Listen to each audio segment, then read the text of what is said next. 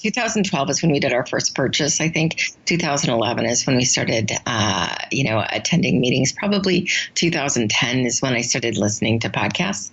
My husband was a little ahead of me, so he was probably, late 2009 or late 2010.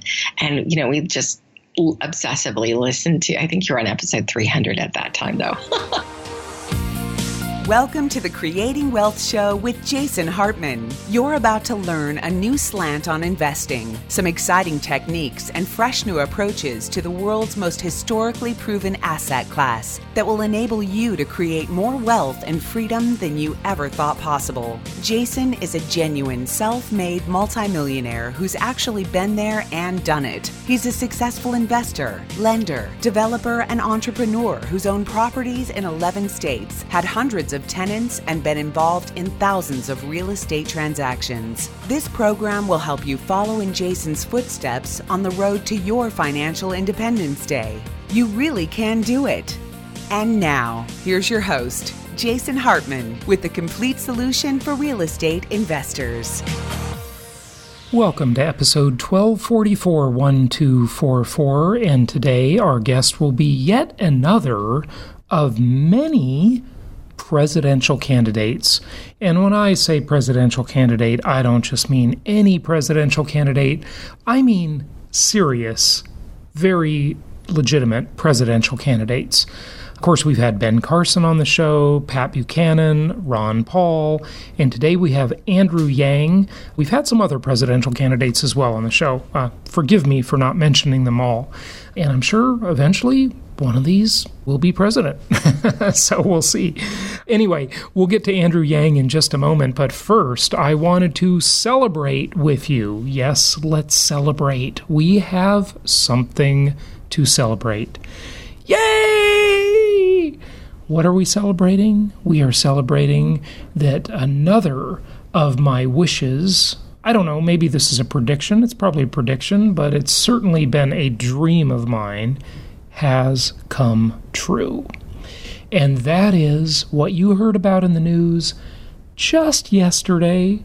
The Department of Justice is now investigating the big tech companies for the absolute disgusting, abusive, oppressive, anti-competitive tactics they have been using to censor people, to keep competitors out of the marketplace, and to do all the stuff that they've been doing, all the abuses that they have been committing. Really just terrible behavior on the part of these big companies. Now, listen, we're all customers of these big companies. We have listeners that work for these big companies. I love their innovation. Don't get me wrong. I am a big fan of these companies in many ways. However, as, who was it? Voltaire said, power corrupts and absolute power corrupts absolutely. I may be misattributing that, but I think I have the quote right.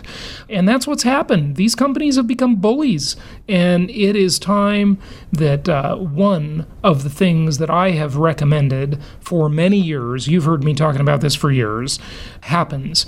They need to be either busted up under antitrust laws, they need to be regulated like utilities as common carriers so that they cannot censor people anymore, or they need to make their algorithms public so people can see what they're doing behind the scenes. So we have a step in that direction, a serious step in that direction in the news. So I think that's great news. And do not misunderstand me. If you are new to the show, I am an ardent capitalist, okay? In fact, I'm not a fan of what our guest is about to talk about today, which is universal basic income. So we'll get into that. But hey, I put lots of opposing viewpoints on the show, as you know, if you're a regular listener. You've heard that for many, many years. So celebrate with me on the Department of Justice, the government doing their job for a change. It's about time. This is long overdue, and hopefully we'll see a more competitive marketplace and a different world in the next few years here. We shall see how it turns out, but let's hope for the best. Okay, without further ado, let's get to our guest, presidential candidate Andrew Yang. It's my pleasure to welcome Andrew Yang. Andrew is a Democratic candidate for president in 2020. He is founder of Venture for America and former CEO of Manhattan Prep, presidential ambassador for global entrepreneurship under Obama's administration.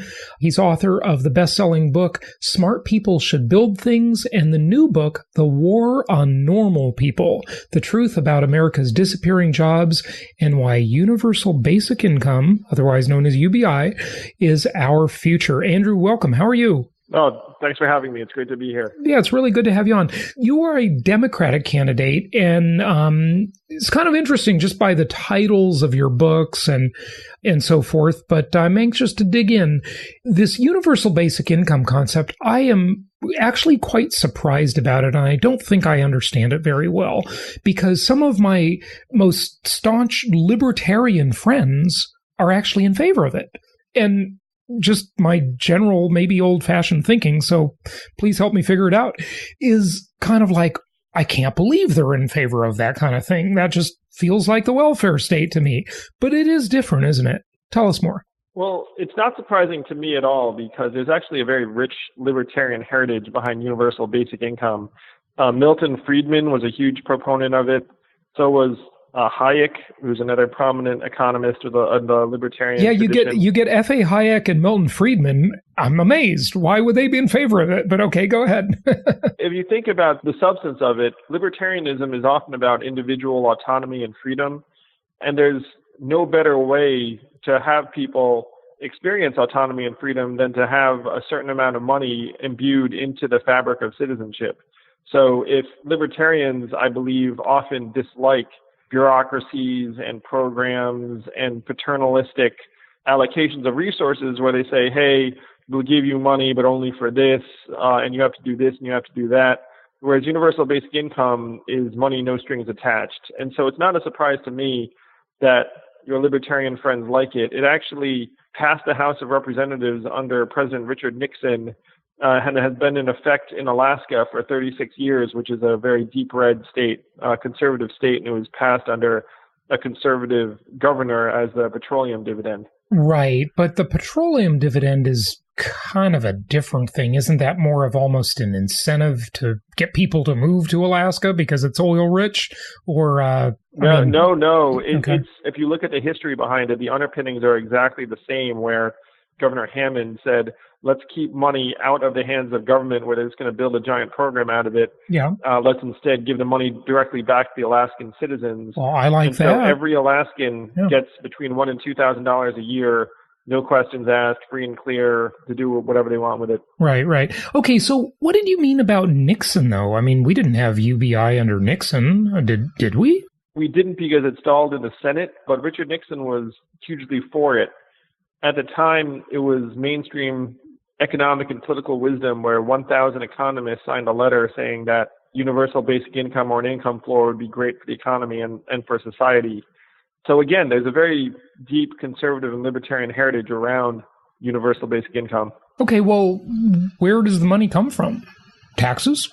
It comes from different places depending upon how you plan to fund it. The way I plan to fund it, as I detail in my book, The War on Normal People, is by implementing a value-added tax or a consumption tax, because right now we in America are in a bit of a trap where we have an income tax regime, but more and more work is going to be done by software, AI, machines, and our current income tax setup does not harvest that revenue at all, because the main beneficiaries of automation are global technology companies that are expert at not paying a whole lot of tax. So what we need to do is we need to move to and implement a value-added tax the same way as every other industrialized country has it, so that a company like Amazon that can say, hey, we don't have maybe profits in particular quarters, we don't have to pay any income tax, under a value-added tax, there'd be no avoiding society receiving some of the gains from all the work that they do. So the way I pay for it would be by implementing a value-added tax at half the European level. And because our economy is so large and robust, that would be enough to pay for the majority of a universal basic income. So would income tax go away if we had a VAT tax then? Well, I think over time that is the way to go, because it really doesn't make any sense to tax labor over time. You know, you don't want to tax something that you're trying to encourage. necessarily. So I think in an ideal world, well, that's it's refreshing to hear that from a Democrat. No offense, but okay, I love it. That's good. You don't want to tax something you want to encourage. I like that. Very good. Okay, no, so it's common sense. Yeah, well, but thank you for saying. I couldn't agree more. But it doesn't work out that way in the political landscape too much. Maybe can you dive in? Just take a little dive, just really quick, and explain the VAT tax concept and why it's better. I mean, I know you alluded to that, but I just want to give you a chance to, Americans aren't used to thinking VAT. Europeans totally think that way, but tell us more. Sure. So a value-added tax is a consumption tax that gets paid by companies at every stage of production, so that every time that, and the simplest way to think about it is, let's say like I build a car, every time I get a part, I'm adding value to this car, and then like I pay a VAT on each component, and then when I sell it to the end consumer, the consumer typically pays the same percentage. So the great thing about a VAT is that you can control it because you can control your consumption.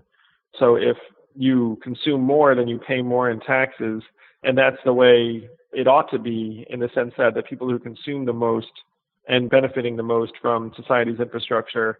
And so instead of taxing people based upon wealth and income, it makes sense to tax on consumption.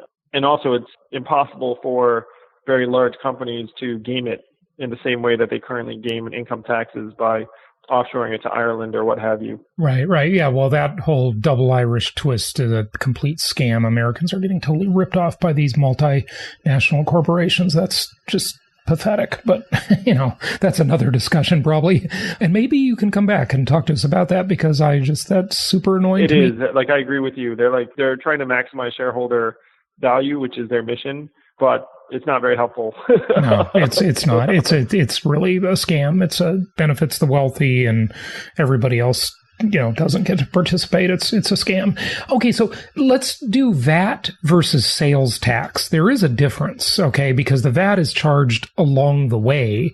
The sales tax is only charged by the end consumer, right? So would it be fair to say that a VAT is a sales tax all along the way, like multiple sales taxes? Yeah, that's a simpler way to think about it, sure. In essence, that is the way it shakes out in most situations. Okay, so how do you decide, though, who gets hit with the VAT? I mean, wouldn't it encourage, the national sales tax idea, I thought, well, that's a good idea, I guess. But then I think, well, isn't it going to just encourage hoarding, and people won't consume? And when you've got an economy built on, 72% of the economy is consumption, right? Won't it just encourage people to just hoard money and, save it? God forbid. I mean, savings isn't bad, but, yeah. Well, the thing you have to remember is that we're taking every dollar of the VAT and putting it in the hands of American consumers in the form of a universal basic income, where every American adult is getting a cash grant of $1,000 per month. And so the Roosevelt Institute did a study as to how this would impact the economy. And rather than consume less, people would consume a lot more, because most Americans now are quite cash-strapped. Right. They might have more. 59%. Right. Yeah. 59% of Americans can't pay an unexpected $500 bill right now. Yeah. So you can imagine, if you put cash in their hands, how much of it's going to be spent. Right. It's going to be spent locally in Main Street businesses throughout the economy. According to the Roosevelt Institute, this would create 4.6 million new jobs and grow the economy by $2.5 trillion. So even if you have slightly higher prices and you're putting buying power into the hands of the American consumer in a way that's going to much more than counterbalance that. All right, so so people can kind of understand where this is coming from. This is part of your platform, and that's great. But let's take three people that we all know and love or hate in the political sphere. And let me ask you, what do you think, and maybe you have to speculate a little bit, what do you think they would think of your VAT program? What would Hillary Clinton think? What would Bernie Sanders think? What would Donald Trump think? I hesitate to guess what each of them would think, but I do want to suggest that we are going through an enormous economic and technological transition right now. And the reason why I'm so passionate about both the freedom dividend, which is what I call universal basic income, and movement to VAT, is that we are in the process of automating away the biggest labor categories in the United States I right now. I was definitely going to get to that. I think that is a potentially, in my eyes, the biggest and best argument for a UBI, Universal Basic Income. And that was the angle from which I thought a lot of the libertarians were coming, is that, look, we're not going to have a choice because automation is going to take away the transportation jobs, which is arguably the biggest job category on the planet. Job in 29 states. Yes. Right. Yeah, or worldwide. So that's going to be automated away in the not too distant future. A lot of other things will be. And Andrew, I really struggle with this automation question because the human mind is limitless. The human desire for more stuff and more services is also limitless. It just is, you can't placate it ever, right? Because, think of us back 200 years ago and the minor insignificant wants and needs we had then versus what we consider a need or, certainly a want today, right? Our expectations have just risen dramatically, of course. So there's just no end to it. And when you look at automation, it's always ultimately worked out. It's never been this horrific job killer that everybody was worried about at the time. When Elias Howe invented the sewing machine, women were asking, what are they going to do with all their free time? What am I going to do with all my free time, right? I mean, think how ridiculous that sounds today, right? But they said that back then. What I would suggest is that we have to get out of the realm of abstraction and into the realm of the concrete and direct. Go for it. So to your earlier comment, there are 3.5 million truck drivers in the United States, 94% male, average age 49, average education, high school or 1 year of college. The financial incentives to automate truck driving are $168 billion per year in savings, not just from labor, but equipment utilization, fuel efficiencies, fewer accidents, etc. Yep. So the smartest people in the country are working on it right now. Right. They're making progress every day. And so you can say, hey, no limit to human ingenuity, etc. But if you're standing in front of like 500,000 truck drivers who've been newly displaced, right, who are 50 years old and are accustomed to making between $40,000 and $50,000, and now who knows what their next job's going to look like, because it's not even going to be possible to go work in retail because the retail sector is shrinking, where 30% of malls are going to close in the next 4 years. So if you were to say abstractions to these newly displaced truck drivers, they'd look at you like you were an alien, which is going to be the reality in many communities. The thing that tipped me over the edge is when I did research for my book, The War on Normal People. The simple fact is just look at what happened to the manufacturing workers in the Midwest after 5 million of them lost their jobs over the last 15 years. They did not relocate. They did not magically find new jobs. They did not get retrained. 40% of them left the workforce entirely and went on disability. Suicide rates spiked. Many of them... Pretty scary stuff, yeah. Yeah, but really just epic social dysfunction and despair, where our life expectancy is declining as a society for the last 2 years because of just an increase in deaths of despair. So when you start looking at the data, which is what in my mind any rational person should do, then you see very clearly the pattern that's going to play out for truck drivers, retail workers, cashiers, fast food workers, call center workers. We're talking about the biggest labor categories in the U.S., and people are not moving for new opportunities. They're staying where they are and disintegrating. Yeah. No, I mean, I see it. It scares me. Okay, so give all of these people $1,000 a month, or do you give it to just everybody, even the millionaires and billionaires? Does everybody just get $1,000 a month? Yeah, just everybody gets it. Okay. And it comes from the VAT tax, and the income tax ultimately goes away, is the dream, right? Yes, that would be the dream. Yeah, it's going to take a long time to get there because obviously, we have a very built up There's system. A lot of iron triangles in there. Yeah.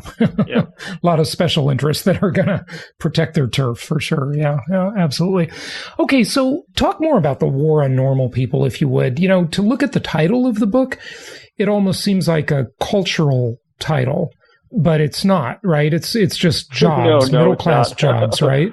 Yes. I mean, to me, like the cultural stuff, in my opinion, is a bit of a distraction. Mm-hmm. The reason why people are angry and upset is that their economic security has disappeared and their paths forward for them and their children have disappeared. And that's where the despair and anger is coming from. And it's completely rational. in my opinion. Like, I think all of the indignance is just like doing everyone a disservice. We are in the middle of the greatest technological and economic transition in the history of the world, and we're dealing with it by pretending it's not happening, which is, in my opinion, an incredibly terrible way to deal with a massive problem, which is why I'm running for president, is to wake people up and say, hey, the problem is that we automated away millions of manufacturing jobs. We're about to do the same thing to the retail jobs and the transportation jobs and the rest of it. And if we don't get our acts together, by the time we get to inning 6 or 7, there's going to be no turning back. You can't reconstitute societies and communities and civilization if it disintegrates. I mean, we have to preempt the great trucker riots of 2025, and we do not have that much time. Right. Well, I was just going to ask you to kind of outline that for us, if you would. Of course, nobody knows for sure, but what is your vision of the timeline? Is it that the truckers and the Uber drivers and the taxi drivers and maybe the postal and the UPS and a lot of these, will they be automated out of a job by, so 2025? Is that, is it 7 years away, you think? Or what's the timeline here? Well, I was in Silicon Valley and I talked to an official at one of the very large ride-sharing companies, and he told me that their internal projections are that half of their rides will be given by an autonomous vehicle in 2022. Wow. It's coming fast, folks. It is coming fast. Wow. Yes. That's why we need to get our acts together. And that's why I'm running for president, so that we can come together and come up with some real solutions, because we're talking about society level problems, and it's something that no municipality or state can address. This needs to be a national level solution. Yeah. What is the too late part of it? You mentioned reconstituting and so forth. So say we have the great trucker riots of 2025, as you put it. We can't just decide after the fact that, hey, look at these people and, this is terrible what's happened to them, and society's got to pitch in for the good of everybody, not just them, and do a UBI. Why can't you do it as a reactive thing versus a proactive thing? The issue is that I always try and think about this on like an individual and family level, where if you look at Americans on disability right now, there are more Americans on disability than there are that work in the construction industry right now. Yeah, somehow everybody became disabled. I just fail to understand how that happened, but apparently it's a thing. It's all tied together. Right. I mean, they're all related. Yep. So the churn rate from disability, or the proportion of people that get off of disability, 0, because no one's ever going to jeopardize a lifetime of benefits for a tenuous part-time job that could disappear. And then after that job disappears, then you don't get your benefits because you've proven yourself to be able-bodied.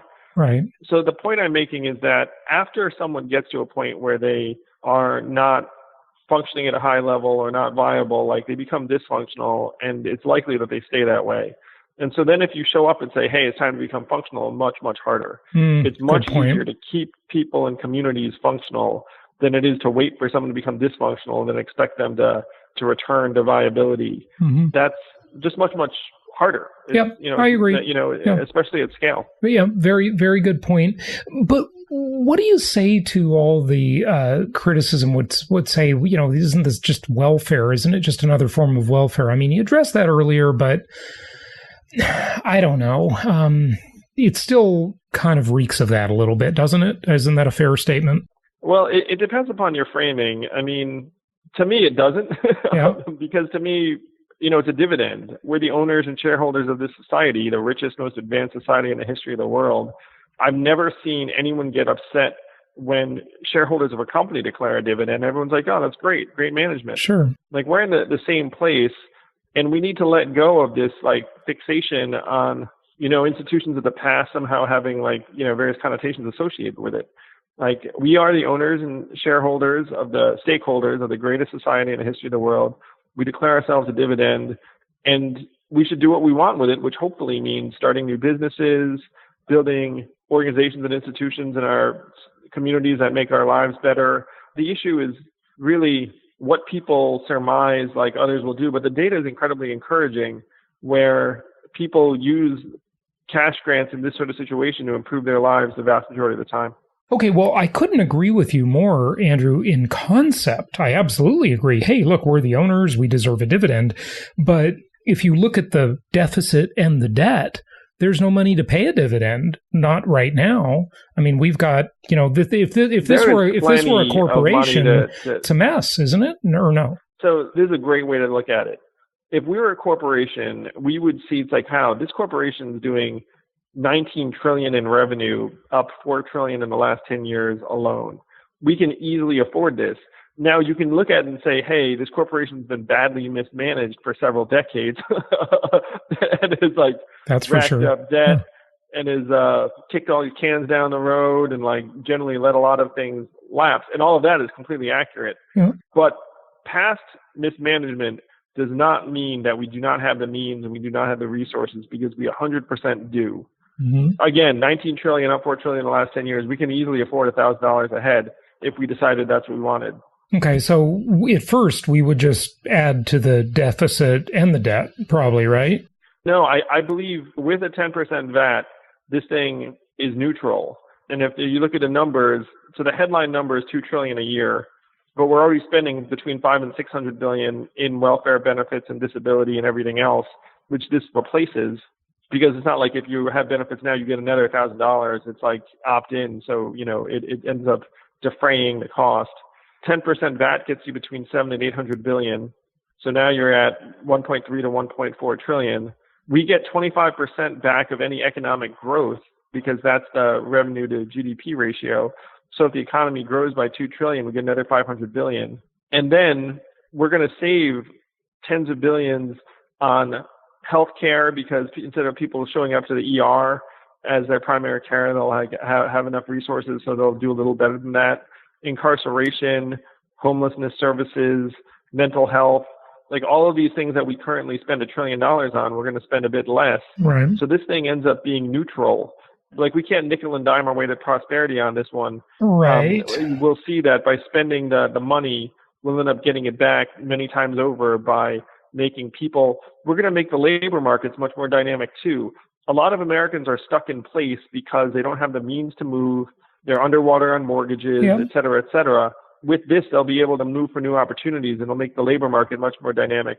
Mm-hmm. Okay, I get all that, and I get what you're saying. However, wouldn't the cost of every product and service increase by at least 10%? I mean, if there's a VAT, or that 10% is actually being charged multiple times along the supply chain, right? So wouldn't it make the cost of everything more expensive? It ends up to a grand total of 10% per final good. Okay. But if you look at the prices that are driving everyone nuts right now, a lot of things are getting cheaper. Everything that we let the markets work on and technology work on. So that's clothing, entertainment, consumer goods, TVs, et cetera, much, much better and cheaper. Mm-hmm. Think about the things that are infuriating us all and just keep on going up and up in price. What are they? Tuition, healthcare, housing, education, healthcare. Right, sure. And why is that? It's because we don't have true markets in any of those three realms, where education is subsidized by the government, colleges just total scam, jacking up their prices, and just like families just keep paying more and more. Healthcare. Well, you know what we should mention, because a lot of our listeners are real estate investors, and yes, education is subsidized by the government through Sallie Mae. So the worst mistake ever to increase the cost of education was to offer these government-insured student loans. That was a mess, and it's still a mess. It's just ruined it for people. Real estate is subsidized through Fannie Mae and Freddie Mac, so that's another government subsidy. The price of real estate would be lower if they went away.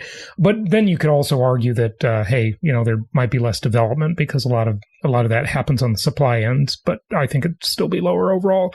And so you've got all these government programs in there that are distorting the free market, so you're right. Yes. So that's what's causing inflation, is that we have these non-functioning, protected giant marketplaces. Anything where technology and the markets have been allowed to do their work, have obviously been getting cheaper over time. Absolutely. It's interesting viewpoint. I'm really glad you came on to talk about this. I got to ask you, what do you think, if anything, about cryptocurrencies and what's going on there? Kind of a crazy world. It is a crazy world. I mean, it's like a lot of other trends where is there a solid new underlying technology? Yes. Has it gotten overblown and probably ahead of itself? Yes. Like, will there be a retrenchment? Yes. Will like new things develop after the retrenchment? Yes. All good. Yeah. One thing I do want to convey to your listeners, if what I've described is of interest to you, please do visit yang2020.com. Check out more information about my campaign. But we have to get ahead of this and fix the economy before it's too late, because we are heading towards impending disaster. And if you look at the numbers, you can see all of the signs are there. So if you agree that we need to take dramatic steps to alter our economy and prepare it for the challenges of 2020, then please do join me at yang2020.com and check out the book, The War on Normal People, for all of the facts and figures, because I'm a very rational, evidence-based guy. Yeah, you sure are. And I really appreciate you coming on and sharing some of this stuff, Andrew. So thank you for that. This has been an interesting discussion. So thanks for sharing it. No problem. My pleasure. Keep up the awesome work. Let's go create some wealth. Sounds good to me. Thank you so much for listening. Please be sure to subscribe so that you don't miss any episodes. Be sure to check out the show's specific website and our general website, hartmanmedia.com, for appropriate disclaimers and terms of service. Remember that guest opinions are their own, and if you require specific legal or tax advice or advice in any other specialized area, please consult an appropriate professional. And we also very much appreciate you reviewing the show. Please go to iTunes or Stitcher Radio or whatever platform you're using and write a review for the show. We would very much appreciate that. And be sure to make it official and subscribe so you do not miss any episodes. We look forward to seeing you on the next episode.